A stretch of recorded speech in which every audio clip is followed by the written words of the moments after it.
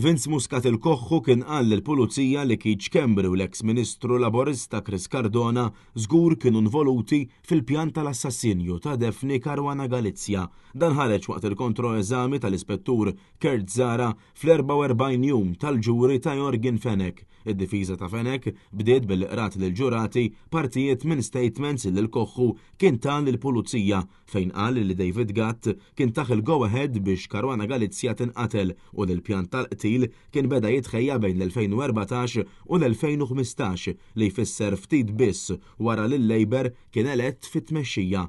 F'parti mill-istatement tiegħu, Muscat allegatament qal li Keith Schembri u Chris Cardona kienu involuti. Id-difiża staqsiet lill-Ispettur Zara dwar diagram li l-Pulizija kienet użat waqt l-interrogazzjoni ta' Muscat.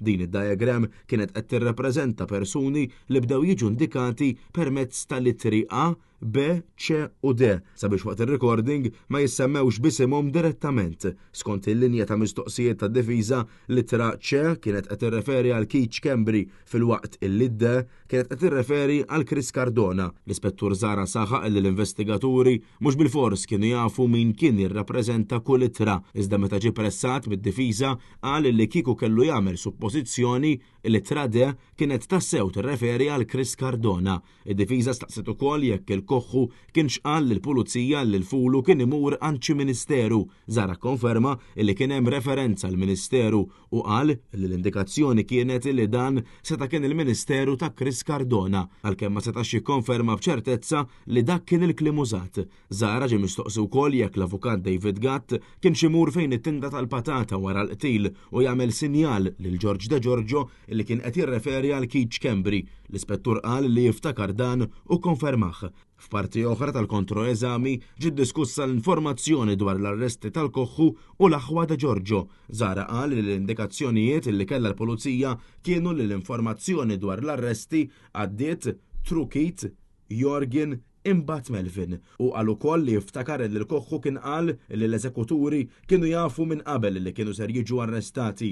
Il-kontroeżami imbagħad reġa' ffoka fuq recordings ta' Melvin Tewma fejn id-difiża qed tisħaq li Schembri jissemma bħala l-mandant tal-qtil. Zara qal li ma kienx hu li jagħmel analiżi ta' dawn ir-recordings u li ma jiftakarx li semgħu ċerti partijiet li qed tirreferi għalihom id-difiża.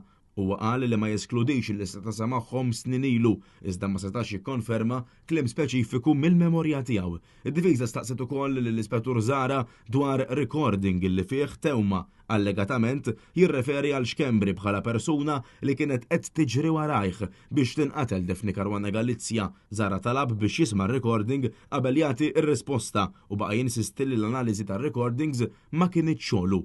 Il-kontroeżami mess ukoll il-kwistjoni tal-Phantom Job li Melvin Tewma kien ingħata mal-Gvern. Zara konferma li Tewma kien qal li Schembri taħt dan ix-xogħol minkejja li ma kellux bżonnu, iżda qal li ma kienx jaf jekk din l-istruzzjoni kienx ġejja minn Schembri jew minn Sandro Kraus.